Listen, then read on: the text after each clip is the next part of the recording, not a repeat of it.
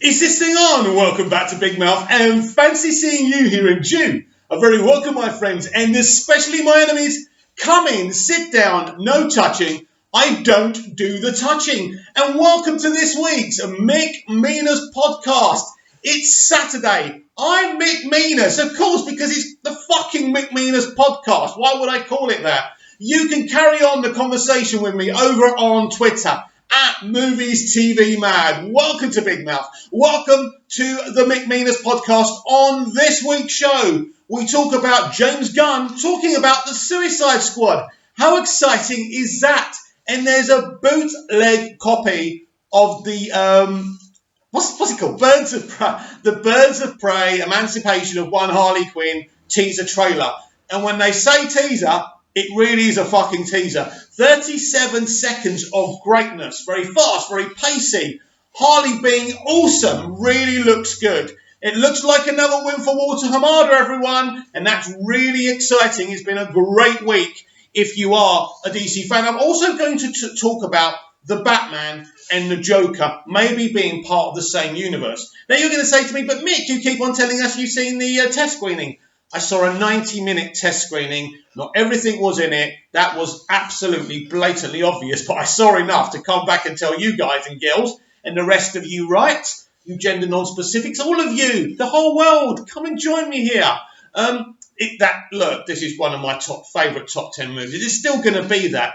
But I'm sure with some of the script leaks and changing it up all the time, what I saw and what I'm going to see and what you're going to see at the theatre are completely two different things, but it's still going to be awesome. I can recognise it from the trailers. It's awesome. So we're going to talk about that.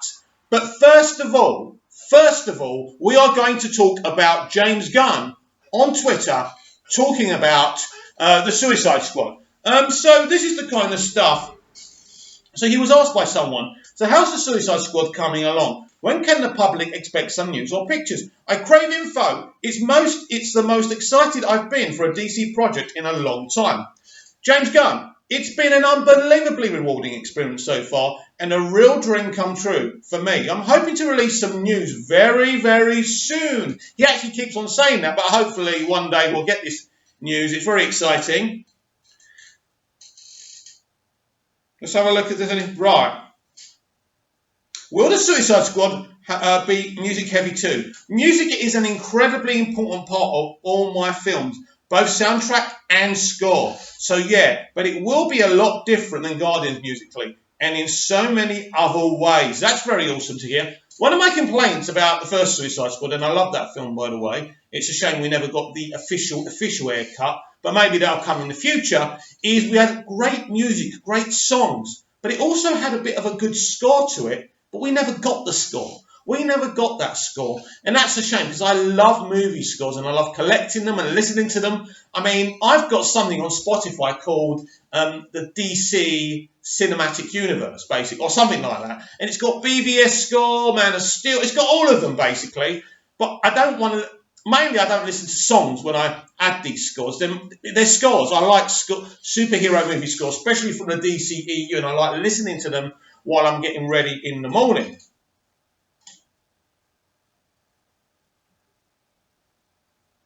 Let's have a look.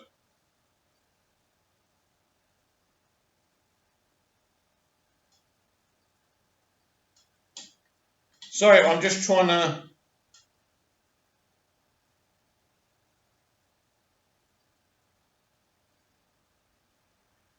I think he doesn't really... Most of the questions you see about the bloody Guardians of the Galaxy. So I think that's pretty much all of it, really. But yes, he has been talking on Twitter. He's doing a lot of Q&As lately, which is really, really exciting. As he says, there will be some news very, very quickly. And I'm looking forward to that. So yes, breaking this morning, there are many bootleg copies of the 37-second teaser trailer from Birds of Prey. And as I say, it's very quick, it's very fast. I did consider playing it maybe on the telly or playing the soundtrack or just holding my phone up, but I thought, Mick, they're going to take the video down. You can't have anything unless it's on YouTube. If it's not on YouTube already, don't do it. So basically, I'm going to wait. Now, with the bootleg copies coming out, any studio worth their salt will post that trailer officially very soon. So everyone's in bed pretty much in America now. So over here in Europe, I did predict this afternoon sometime from 4 to 7. We should get the trailer ourselves. I'll be downloading it on here and I'll do a proper reaction. There's not really much to react to. It's so short, but it's worth it because it's something we've been waiting for. And as I said on the DC Movie and TV Daily this morning, I think it's kind of they're worried about people's responses to not much news, not much marketing, but it is early days yet anyway, so there's nothing wrong. They know they've got a good film on their hands. They just want us, the public, to know that. I didn't have the opportunity to go to the screen test for that, so that's a shame, the test screenings. That would have been really interesting to go and see. But from what I can see from the teaser trailer of this film, it's very fast, it's on the level, there's gap. Look, it's going to be amazing. Look, from what I saw, and I mean, you can't judge marketing. We had awesome Justice League trailers, only to go to see Zack's vision absolutely compromised. So this is the problem with it, I'm afraid. So the main topic of today, really, is there a connection to Matt Reeves, the Batman, and Todd Phillips, the Joker movie? Now, this is really interesting. As I say, I did see a 90-minute test screening. This film is definitely not going to be 90 minutes from what sources tell me. And you could tell there was bits missing from the film, no question about it. But the response from the whole audience was absolutely fantastic, as I told you initially. After if I do watch a tester, I will come on here and let you know what I think without telling you what actually happened. I mean, we've talked about the events of the film, basically. It's obvious what animal this film is, but I'll tell you something about the test screening. There was a lot missing, and I think there's interesting elements to look at. The stuff that's missing is the reason he becomes the Joker. There's a gang. He's with a gang of people wearing Joker masks. What we couldn't see within the test screening is whether he creates that army or if that army of clowns already existed. And he joins them, and he slowly takes them over. Very, very interesting. So there'll be things that will be answered in the theatrical release. And look, I can't wait. Just about a month to go now. How exciting is this? Joaquin Phoenix. I can't believe it. So, right, with the bits I couldn't see of this film and what's going on with the Batman, we still don't know if this is part of the DCEU. Because I think if this is part of the DCEU, we're definitely going to get elements of Ben Affleck in that film. He'll be in the future. He'll be flashing back to the past. And that's how it's going to work. If it's part of the DCEU, I think that there's no way they haven't tried to rebrand anything that they've done since Justice League, right? Shazam had tons of BVS kind of Easter eggs and MOS Easter eggs. So there's no question of them trying to say, forget about Snyder's films. They are not doing that. And that's good. I think that was a very smart move. So Shazam kind of sets the blueprint of what New Line Cinema and Walter Hamada are doing. They're saying those films still exist. We're actually proud of those films.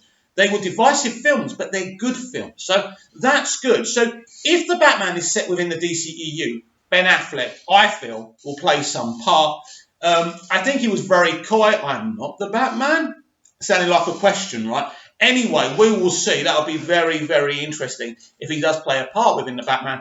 But if it's not part of the DCEU, there's a very probable way of how the Batman universe can be part of the Joker universe. Now, apparently, the Batman is set in the 90s with the young Batman, right? So just imagine, right, when we see the Batman, which will be 2021. So it's 2021, right? We see Ben Affleck, something's going on. Maybe he's investigating a similar crime that he was when he was young, right? And then he flashes back to when he was first starting out as Batman, right? There's that. Or if the Joker movie is set 78, 80, right? And let's just say, for argument's sake, the Batman is set in the 90s, then basically Joaquin Phoenix's Joker would only be 10 years older. And Batman would be there, right? Batman would be there. Now, that is a bit problematic, I suppose, because I did see it in the test screening, and we've seen it in the trailer. There is like a young Bruce Wayne. But let's just say that young Bruce Wayne's 10. It's probable, right? that he's about 10 years old, right? And then he's 20. But even if he's an 18-year-old younger Batman, but he can't be, actually, because of who's playing him. So I'm not making sense here. I'm talking shit. I'm sorry. I'm going to start with my theory again. Shit theory, start again. Crazy, right? He can't be 18 because he's being played by you know who, right? Bloody forgot his name. I'm so crap with names, right? But anyway, we all know the Twilight guy, right? So anyway, right? He can't be 18. He's about 33, right? So it's not really possible. It's not really possible, right? I suppose. Oh my God, I've just made a twat of myself on my video. But this is the Mick Minas podcast. We can say what we like and then go back on it. We can be hypocritical. But anyway, so let's start again because my theory can still work, right? Obviously, it can't be 10 years. It can't be. So let's just say Joaquin Phoenix's Joker is 20 years older. So let's just say Joaquin Phoenix's Joker is in his 40s, right? Possible, right? In his 40s, right? So he could, but then he'd be 60. This isn't going to work, is it? This theory is shit. I've just shot myself down. I'm not even going to start again. This is, right, basically, it just can't work, right? How awesome would that be, though? How awesome would that be, right, if the Batman was part of the Joker? So, basically, I've just wasted all your time. I'm really sorry about that. But I still think it would be awesome.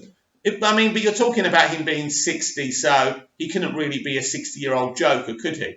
So, how can it work? How can this work? How can my theory work? I don't think it can. All right, the ship sailed.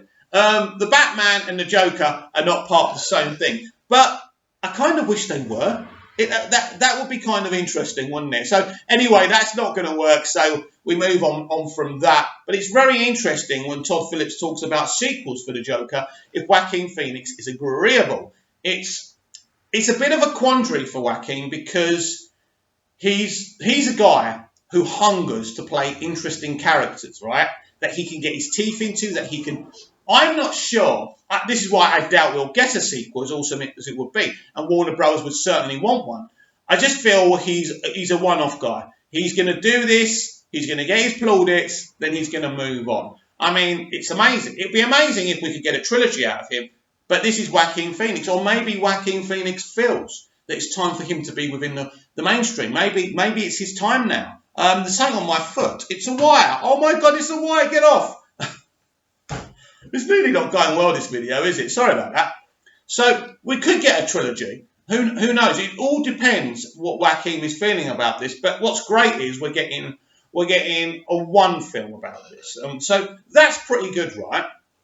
And so it's kind of, I'm still kind of intrigued and baffled by the Batman, where it's set, what they're doing. And this is why I did want to consider that maybe the Batman universe and the Joker movie universe could be the same. And because I've only seen 90 minutes of the Joker movie, what, now listen to me, what if actually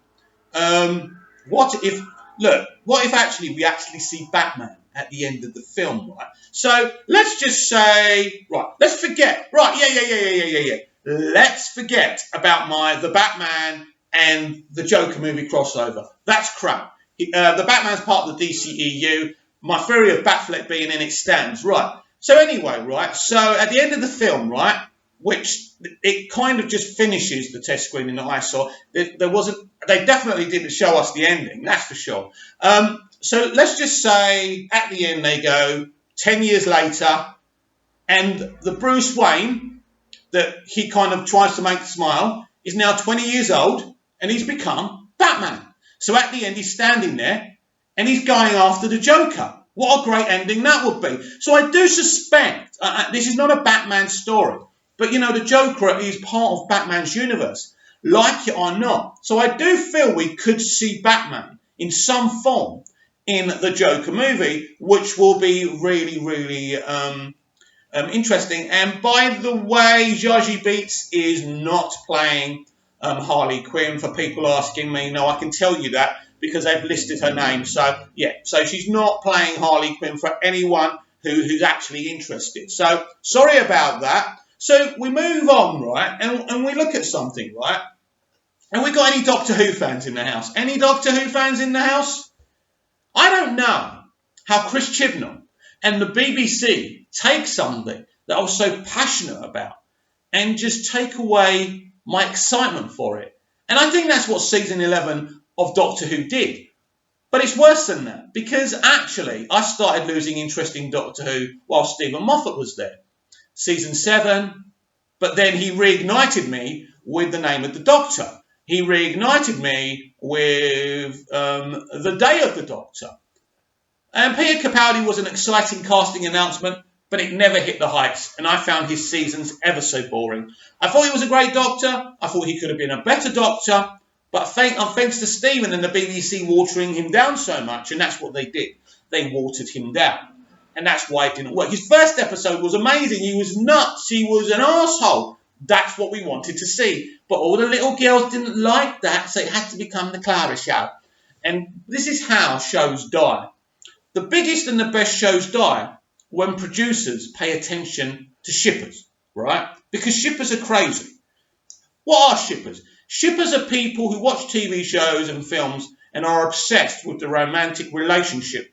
And they take it to another level. They believe it's real. They criticise one part of the couple to the other. They blame each other. It's fucking nuts. These people are fucking nuts. I thought I was nuts, but these people take insanity to another level. I can guarantee you of that. But basically, and I've discussed this on other Doctor Who videos, of course it's hot, but we are in Cyprus and I'm wearing a shirt. I just want to look smart for you, all right?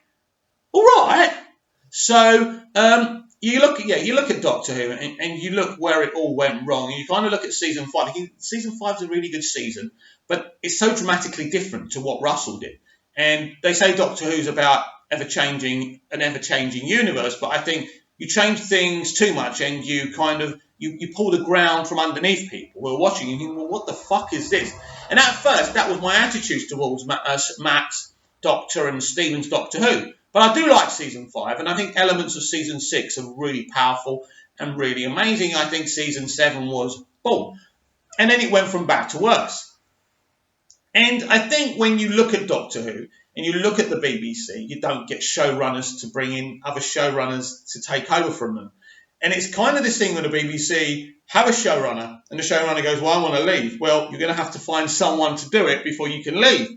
And that's the problem. And that becomes very problematic because, see the arm slipping there? God dear. I can't even look cool for you. Anyway, right, so you get this showrunner who's desperate to get out. How long was Moffat there for? 6 or 7 years. The fans had turned on him.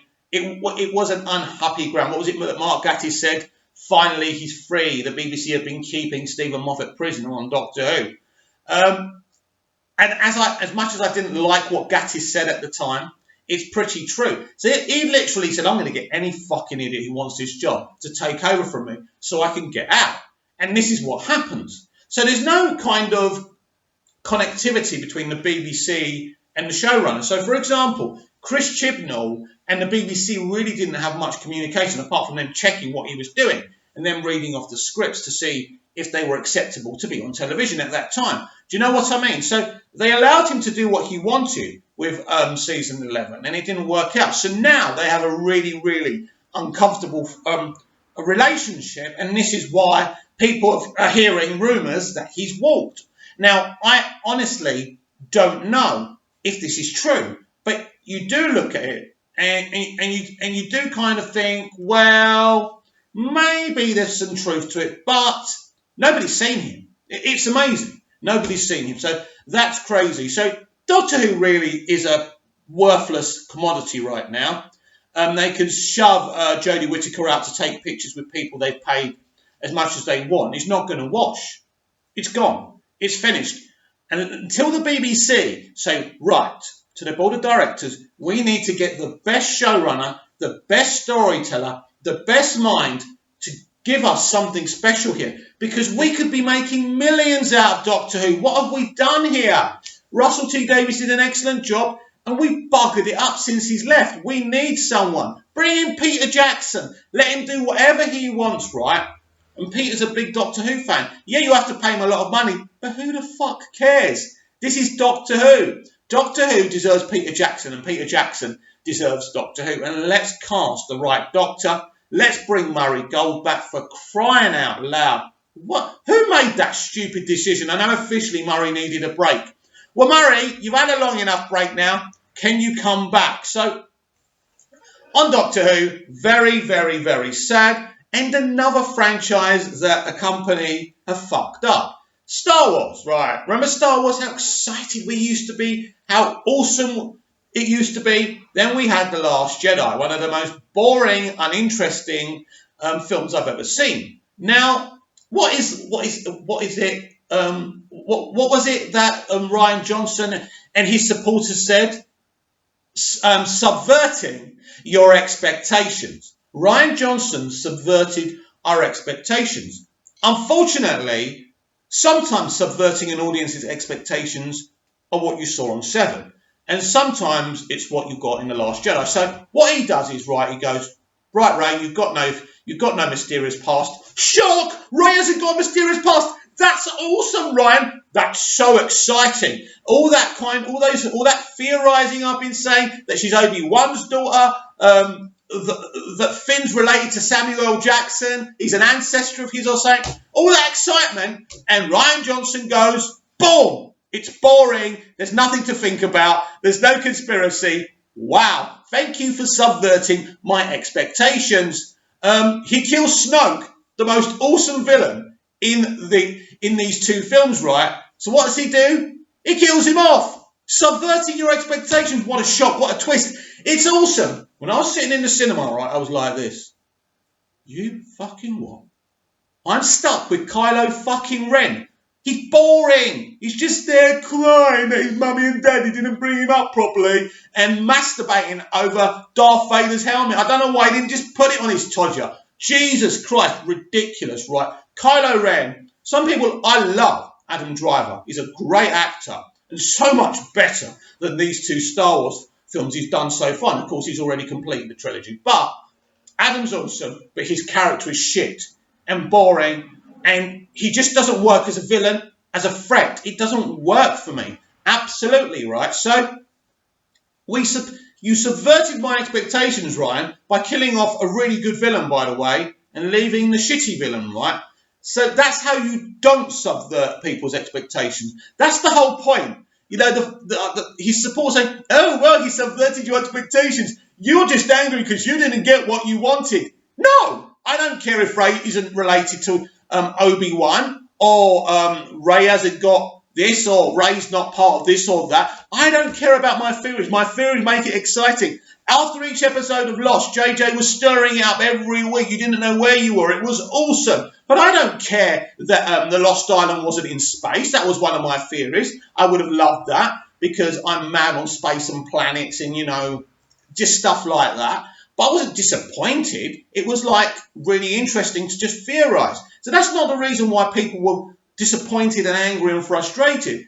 The way he subverted our expectations made the film boring. The revelations were boring. So let's look at Seven by David Fincher. Right, so you don't see Brad Pitt's wife in it for quite a while. You don't really think about her. She's just the wife in it. She's not really playing a big part.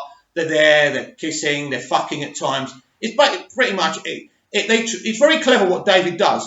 In a way, he makes her that she's just there, but pretty much she's a non-entity in the film. But they're a couple, they've moved. It's an interesting dynamic. So when Kevin Spacey reveals her fucking head in a box, it's the most shocking of subverting your expectations ever. Nobody's angry at that. Nobody's doing YouTube videos. Nobody's going, oh my God, David Fincher, you're so bad, man. You're so bad, you know. You're an SJW. No. It's an amazing twist, right? It's an amazing fucking twist. Everyone's happy. But what Ryan Johnson did, he subverted all the things and he made the whole film boring with the subverting of expectations, saying that Ray has got no mystery, that basically she was just a nobody who was deserted, made it boring. Now, we know pretty much that Kylo was lying. And what I said to people is not to be too angry because it is the middle movie. And The Last Jedi was a blatant filler. And there's so many misdirects in the film, but it just wasn't a very interesting film. And I felt you don't kill Luke Skywalker off in the middle film. You kill him off in the end movie if that's what you want to do. Personally, I'd love Luke Skywalker to live forever, be on a mountain or whatever, right? He's Luke Skywalker. Do we really need him to die? Really? Why? Did we see him get born? Oh yeah, we did see him get born, didn't we? But I think Luke and Leia should just last forever. I'm assuming they'll kill Leia off, but I'd actually like Leia to go on. She goes off or something because they're basically using a CGI double for her from kind of shots from The Force Awakens, I think, and maybe a couple from The Last Jedi. So it'll be interesting to see how they deal with her and if they use a vocal artist or if is it her vocals. Who knows? So basically, The Last Jedi is the rod that broke the camel's back. Now, many people didn't like The Force Awakens. I did. Even though it's a rip-off of A New Hope, I understand why JJ did it. There was so much bad feeling for the prequels that I absolutely adore. But he needed to make a Star Wars film that was Star Wars to bring everyone's excitement back. And it did. The film made, what, 200 million or whatever? It was a massive hit. And if JJ had come back for the middle film, as well as the last film, which he already has, there would not be a problem. We wouldn't have had a problem. And I've always said, what happened with The Last Jedi isn't Rian Johnson's fault. He was told by Kathleen Kennedy, hey, come in, Ryan, great indie director, writer. Do whatever the fuck you want. What, really? I don't have to continue this. I can burn down everything that JJ did. Yeah, why not? It's only a middle filler episode. It doesn't really matter, does it? And that's what happened, basically. It's poor management. It's not the man's fault. And I mean, he is quite triggering on Twitter, and he's basically defending himself. But again, why wouldn't you defend yourself? You've made a film, you're proud of it, and a lot of people are saying, your movie's shit, mate. But again, it's not his fault. I'll criticise what he did. But he was told, I think it's hilarious, he was told, no, it's the second part of a trilogy, but don't worry about it. You can do whatever you want. So, and this is what happened. It sucked everyone's excitement out. So now, Disney have got this situation where they kind of twisted JJ's arm to come back. JJ will never work with Disney again. The relationship is very strained. He's about to sign a massive lucrative deal, him and his wife, and for Bad Robot to join Warner Brothers. So it's going to be total Warner Brothers. Apart from that Spider-Man comic he's been doing with his son, they'll never have anything to do with each other again. And bringing to Warner Brothers, I'd love him to do a Green Lantern movie and a Superman movie if that's the case. Look, anyone who does Star Trek 2009 and reboots that, but still keeps the history, but still creates another timeline, is a fucking genius. And I know people have got issues with Into Darkness. It's not really Star Trek, is it, in its core or its tone? But 2009 is brilliant. And if you can make Alias, if you can make Lost, you've got some talent there. And JJ's got that talent. He just has to take his fingers out of all the pies and focus on the job he's doing at that time, and there'll be absolutely no problem with JJ. Have you enjoyed the podcast? Please subscribe if you haven't. 721 subscribers right now. If you're watching, thank you very much. This was an awful podcast, wasn't it? I was getting my facts wrong. My theories were shit. I'm really sorry, but I want you to comment down below. I've really enjoyed doing this podcast. We had a bit of a laugh, didn't we?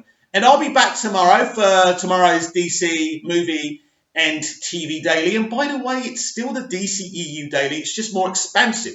We can talk about all of DC live action. So I'm an inclusionist. I like to include everyone. I love DC, and I want all DC fans to be involved. Not just DCEU fans, as wonderful as you are, and you love what I love. But let's expand it a bit and talk about the TV. And sometimes maybe we'll talk about Smallville, because that is the greatest DC TV show ever made, of course, in my opinion. So we will be talking and expanding what we talk about, but we will not be ignoring the DCEU element, I promise you that, or any Snyder Cut updates. Don't forget to look out for the Birds of Prey, very short teaser trailer. Should come out this afternoon or tonight, even though nobody's saying that, but I have it on good authority. That's going to happen. And as soon as it hits, I will do a trailer reaction, although this podcast is now half an hour.